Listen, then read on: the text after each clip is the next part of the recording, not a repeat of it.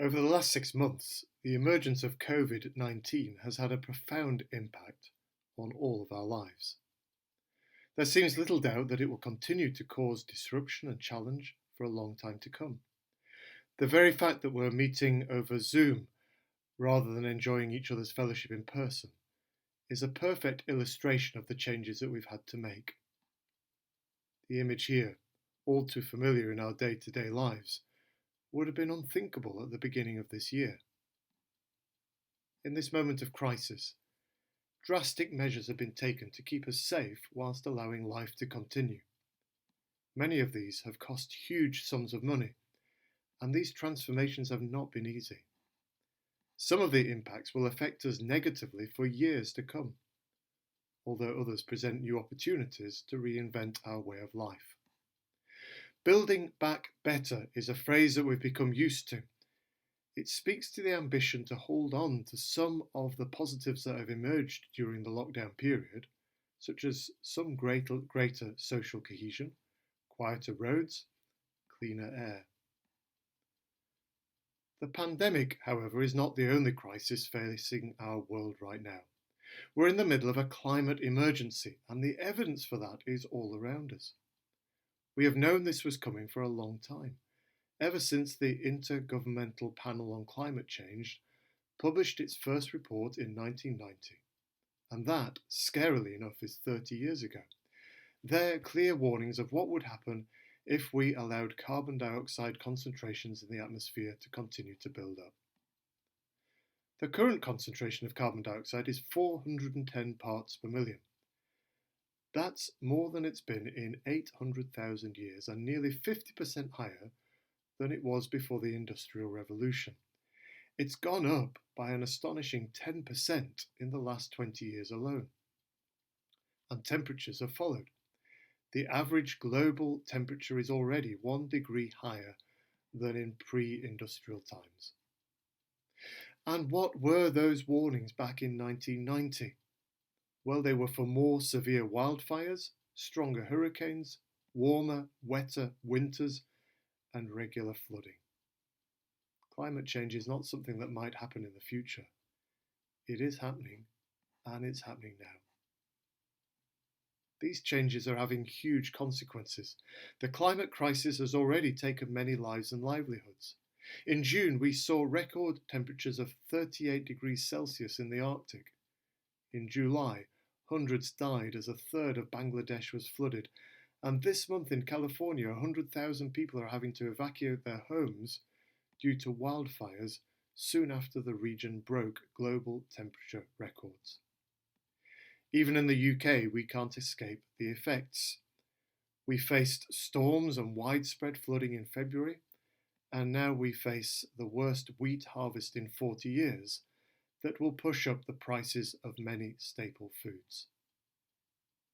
As we gather together today, the country of Sudan is counting the cost of devastating and unprecedented floods. These floods have killed dozens of people and left tens of thousands homeless. But this catastrophe has barely made it into the Western media. The tragedy is that as the climate emergency unfolds, it's having the greatest impact on those people least well equipped to cope with it. It's not just an environmental crisis, but it's a humanitarian issue of social justice too. As with so many issues that we face as a society, the people suffering most are not the ones who caused the problems in the first place. Yes, the greenhouse effect is responsible for rising temperatures and increasingly extreme weather. However, the rapid rise in levels of carbon dioxide is a symptom of the way in which our global economy consumes resources and emits pollutants. Just a few weeks ago, Saturday the 22nd of August, was this year's Earth Overshoot Day. And this was delayed by about a month due to the effect of COVID-19 lockdowns. That means that by the 22nd of August, we had met the limit of the ecological resources the Earth can regenerate in a year. And for the remaining 131 days, we're running a deficit.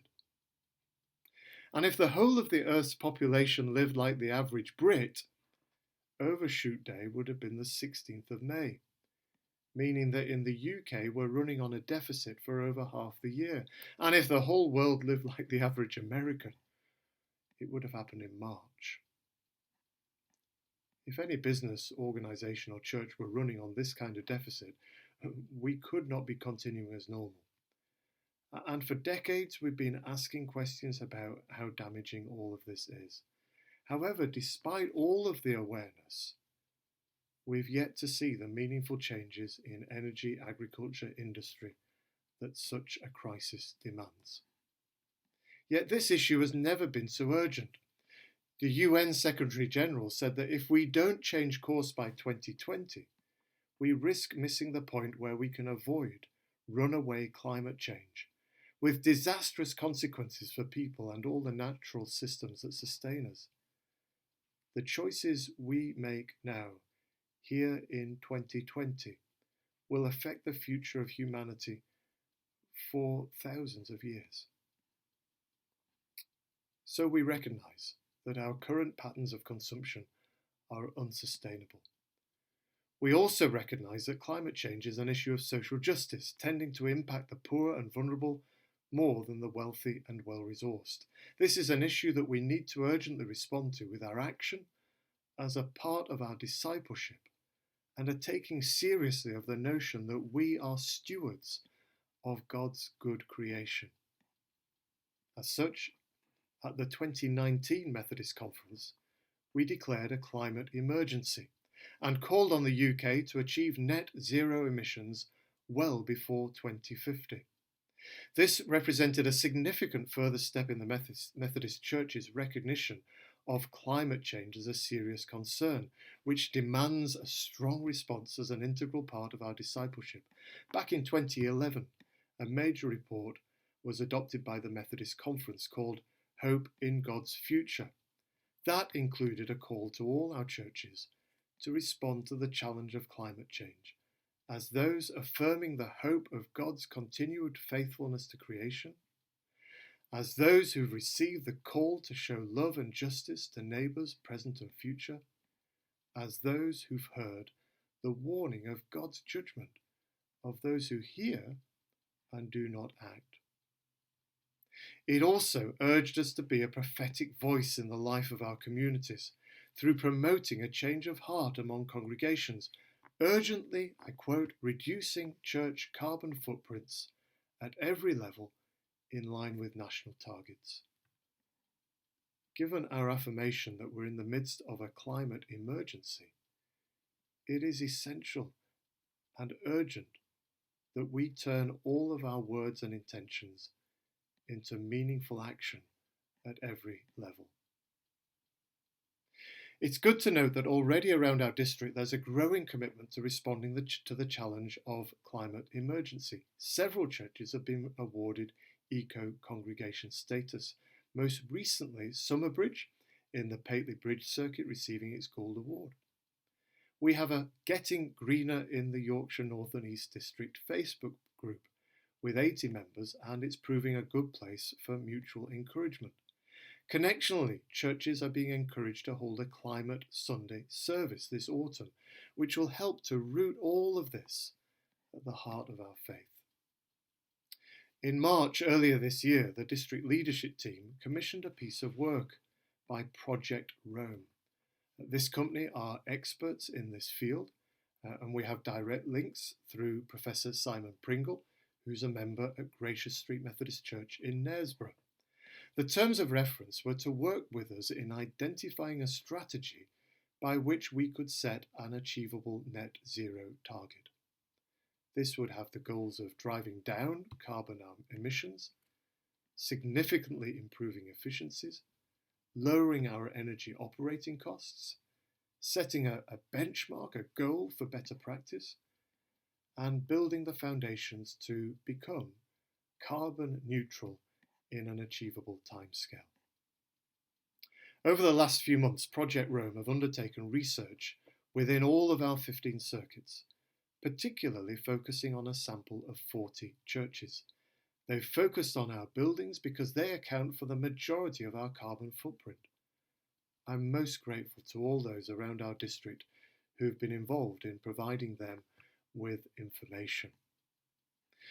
Through this work, they've been able to help us to be clearer about how much energy we're using and from what sources, how energy efficient our properties are or aren't, and what potential there is to increase that efficiency, what we're already learning about using renewable energy around the district, and observing other factors such as travel costs, which have a direct impact on our carbon footprint. They've provided us with an initial action plan that will start the process of moving the district towards being net zero carbon. The conclusion of this initial piece of work is that, unsurprisingly, there's a lot of work to do to achieve an aim of being a net zero carbon district. However, it is achievable if we can harness our commitment, place this work at the heart of our missional activity, and access a good deal of funding that is available from external sources to support such efforts. What does this mean in practice? Well, briefly, the steps we need to take to achieve the target of becoming net zero include, firstly, switching to green tariffs. That'll probably be best done through a district-wide initiative to ensure the best outcome. Secondly, a targeted refurbishment of properties, including conversion to locally generated green energy where that's possible. And we recognise that in some church buildings this will be impossible or uneconomic to do.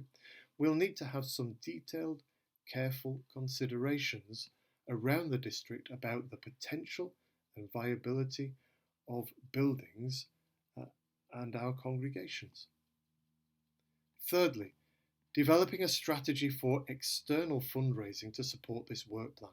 This would include obtaining funding for a key officer to head up the work towards this goal.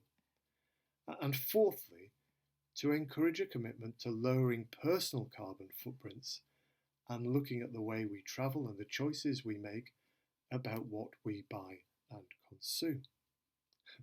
Doing Synod via Zoom is a good example of how we can make a difference, unwelcome as our distance from each other is today.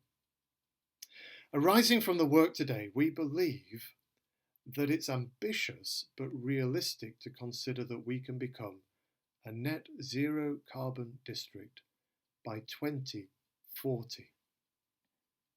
Making this our target and setting this direction of travel will be and can be for us an important response to our acknowledging that we are indeed in the midst of a climate emergency, a climate crisis. It will also send an important message to the world we serve, as well as to us, of how seriously we need to take this issue.